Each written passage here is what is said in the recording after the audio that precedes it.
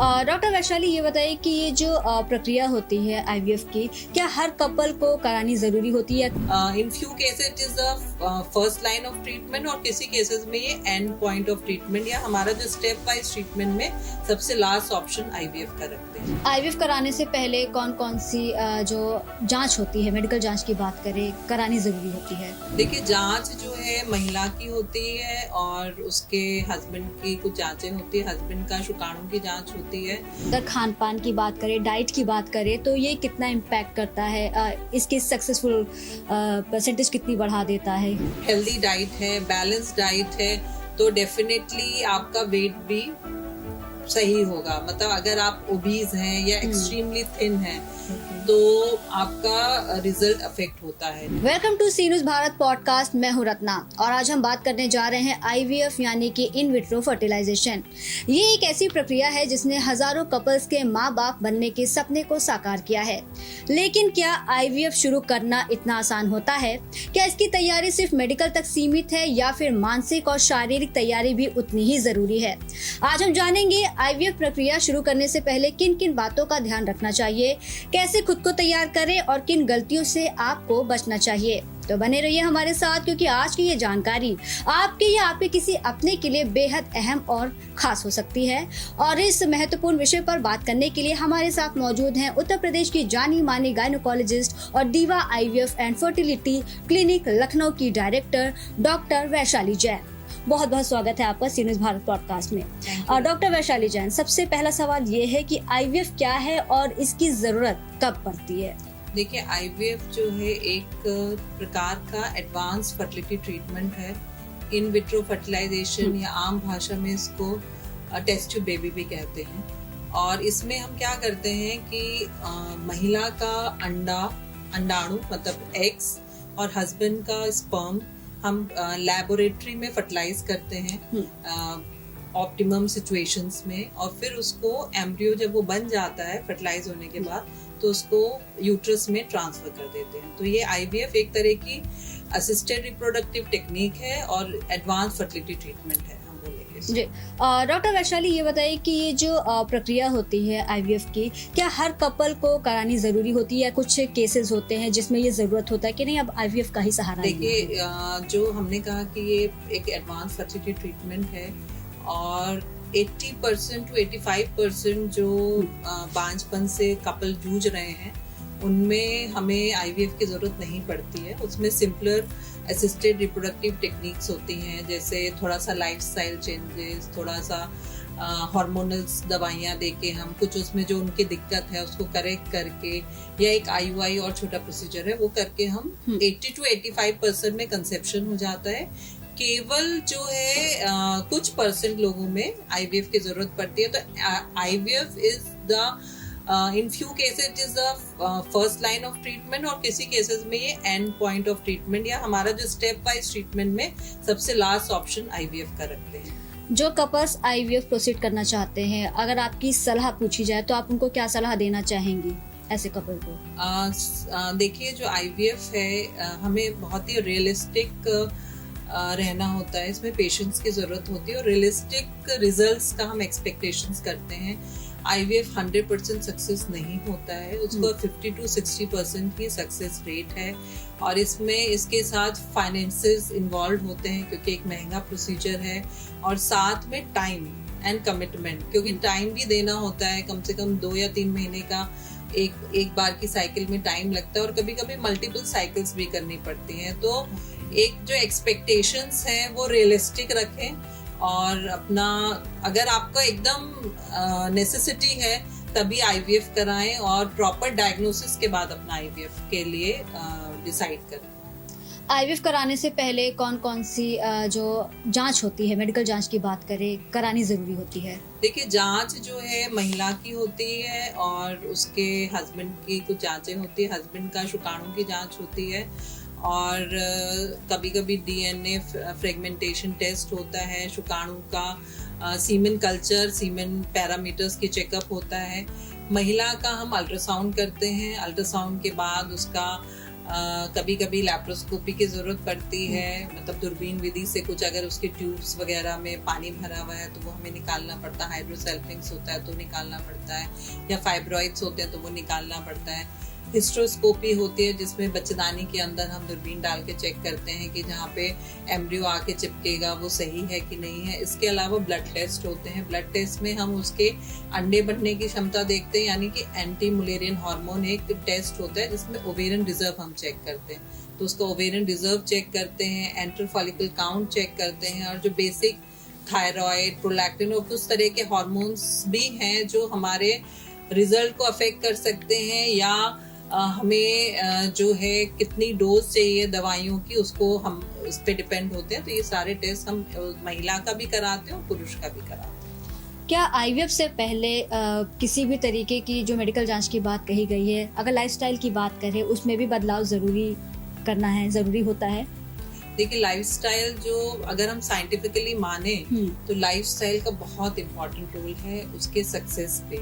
IVF का जो success होता है, मतलब बहुत सारे पैरामीटर्स होते हैं, उसमें एक लाइफस्टाइल का बहुत इंपॉर्टेंट रोल होता है। लाइफस्टाइल में आपका स्ट्रेस आ जाता है, आपको स्ट्रेस कम से कम करना है। लाइफस्टाइल में आपकी स्लीप आ जाती है कि आप पूरे दिन में कितना सो रहे हैं, 7 से 8 घंटा आपको सोना है। आपकी डाइट आ जाती है कि आप क्या डाइट ले रहे हैं, उसमें प्रोसेस फूड और ये सब नहीं लेना है, आपको मॉडरेट एक्सरसाइज करनी है। और जो इम्पोर्टेंट चीज़ ये है कि पॉजिटिव थिंकिंग का भी लाइफस्टाइल में ही हम मानते हैं कि है। और स्मोकिंग, अल्कोहल, ये सब आपको अवॉइड करना होता है अगर आप लाइफस्टाइल चेंजेस का बहुत इंपॉर्टेंट रोल है। और साइंटिफिकली भी उसके रिजल्ट्स, अगर आपका लाइफस्टाइल बैलेंस्ड है तो रिजल्ट्स बेटर होते हैं। आपने डाइट की बात कही है, अगर खान पान की बात करें, डाइट की बात करें, तो ये कितना इम्पैक्ट करता है, इसकी सक्सेसफुल परसेंटेज कितनी बढ़ा देता है? देखिए, डाइट जो है डायरेक्टली तो नहीं लेकिन इनडायरेक्टली कर ही रहा है, बिकॉज अगर आपकी डाइट हेल्दी डाइट है, बैलेंस डाइट है, तो डेफिनेटली आपका वेट भी सही होगा। मतलब अगर आप ओबीज हैं या एक्सट्रीमली थिन हैं तो आपका रिजल्ट अफेक्ट होता है। 19 to 25 BMI होना चाहिए, अगर उससे ज़्यादा है या कम है तो हमारे रिजल्ट्स अफेक्ट होते हैं।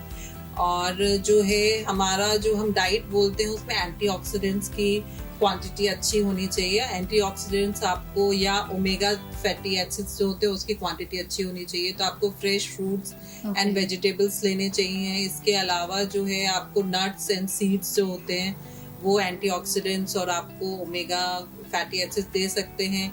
प्रोसेस्ड फूड कम से कम लीजिए, होम कुक्ड फूड खाइए और बैलेंस डाइट, तो दैट इज़ वेरी इंपॉर्टेंट, ताकि आपका वेट मैनेज रहे, आप तो सक्सेस रेट बेटर रहता है उसमें। अगर पुरुषों की बात करें तो क्या आईवीएफ से पहले कोई खास तरीके की तैयारी है जो इन्हें भी करनी चाहिए? देखिए, पुरुषों का ना 50% कंट्रीब्यूशन है सक्सेस में।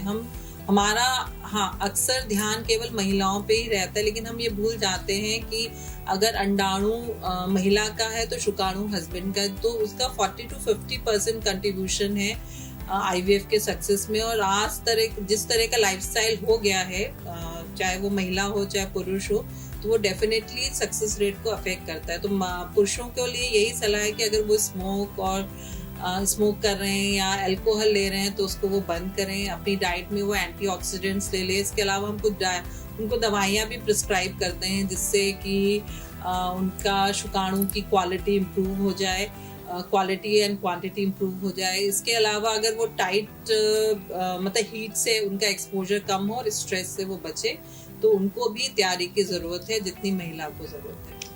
आईवीएफ शुरू करने से पहले अगर हम मेंटली बात करें तो मानसिक रूप से खुद को कैसे तैयार किया जा सकता है? देखिए, मानसिक रूप से खुद को तैयार करना बहुत ज़रूरी है, क्योंकि जब हमने जैसे डिस्कस करा कि 50 to 60% सक्सेस रेट है, तो कभी कभी हमें निराशा भी मिल सकती है। तो अगर हम मेंटली स्ट्रांग है तो हम उस फेज से गुजर सकते हैं, क्योंकि 100% सक्सेस रेट नहीं है। दुनिया के किसी भी कोने में चले जाइए, 100% सक्सेस रेट नहीं है। बहुत सारे पैरामीटर्स उसके सक्सेस को डिफाइन करते हैं, जो आपके में हो सकता है कि कुछ रीजंस ऐसे हों जो अगले में नहीं हो और इसलिए आपका सक्सेसफुल नहीं हुआ है। तो आप रियलिस्टिक एक्सपेक्टेशंस रखें, पॉजिटिव एटीट्यूड रखें और अपना टाइम और कमिटमेंट को ध्यान में रखें।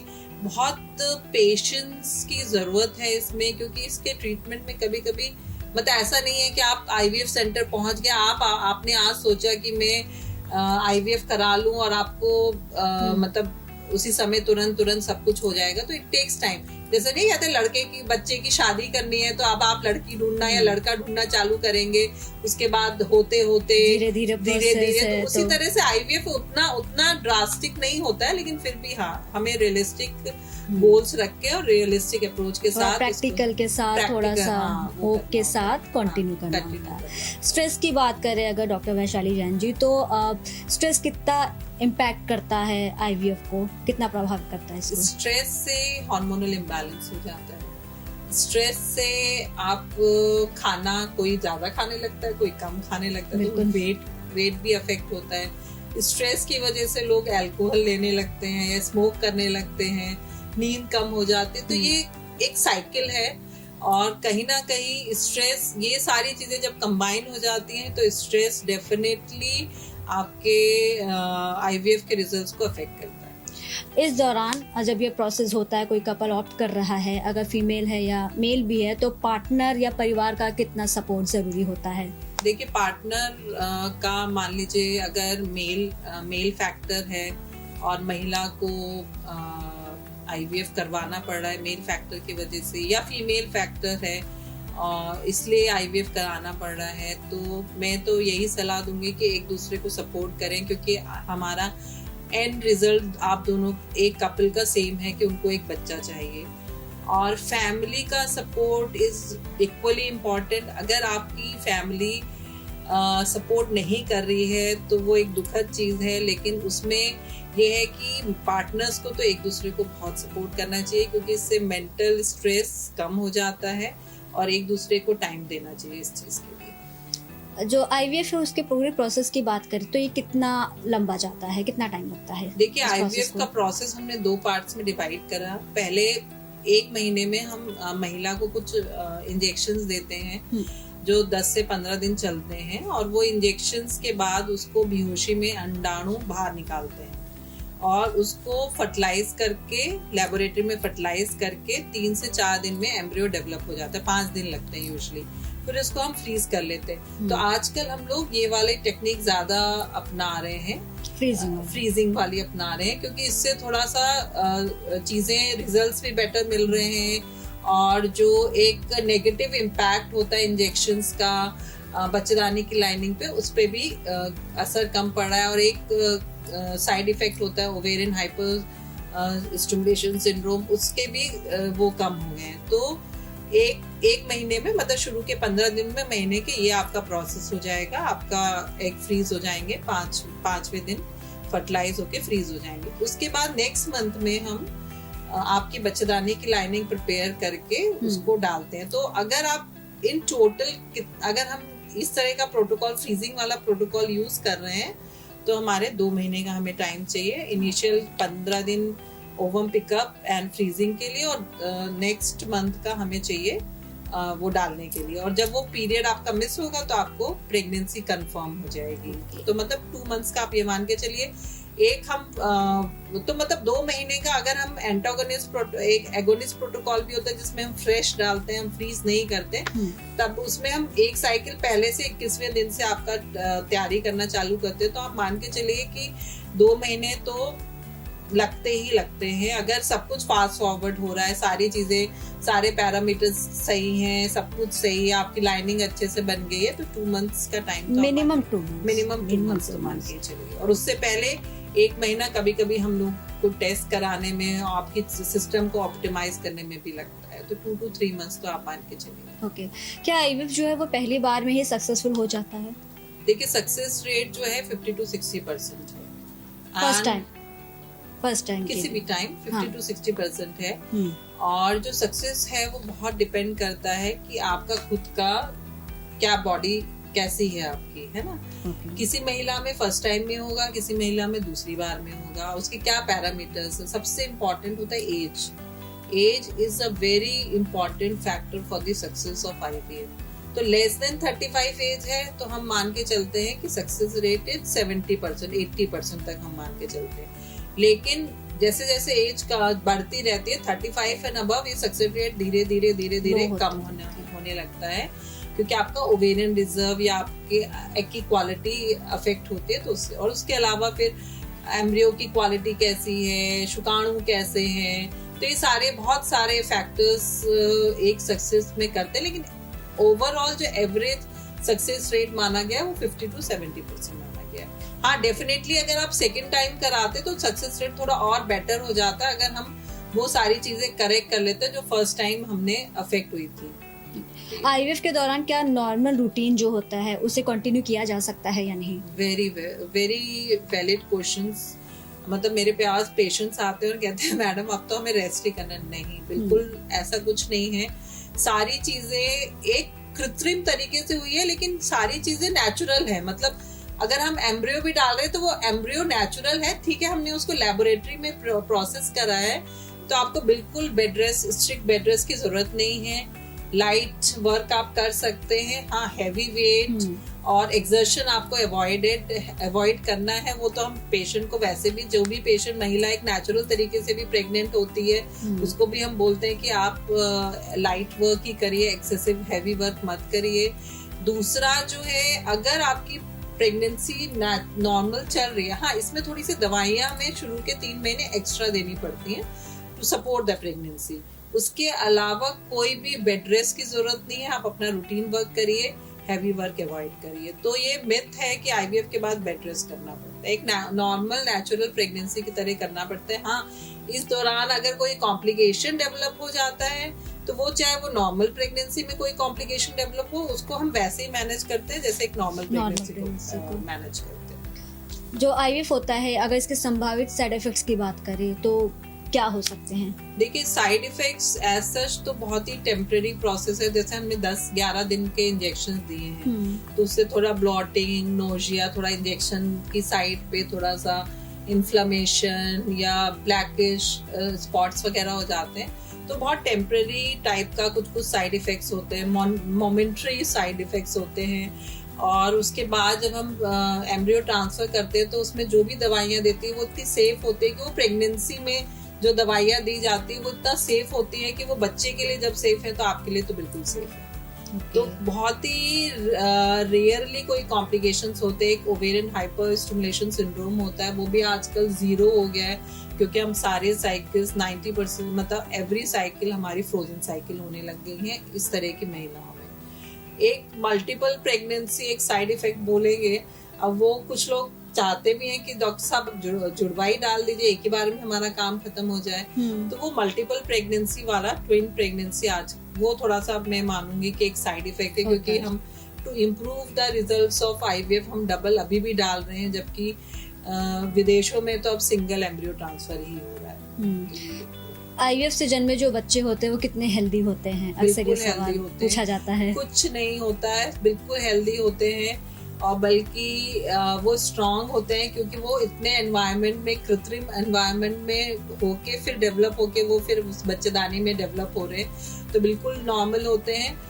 जो एवरेज एक कोई भी प्रेगनेंसी है उसमें 4% to 5% हम मानते हैं कि बच्चे को कोई भी कॉम्प्लिकेशन हो सकता है, जन्मजात कुछ भी दिक्कत हो सकती है। एक नेचुरल नॉर्मल प्रेगनेंसी में भी 4% माना गया है कि किसी को भी हो सकती है। तो जो आईवीएफ बेबी होते हैं उसमें 6% मानते हैं। तो बहुत ज्यादा ही कोई ऐसा डिफरेंस नहीं है नॉर्मल प्रेगनेंसी और आईवीएफ प्रेगनेंसी में कि बच्चे इस तरह के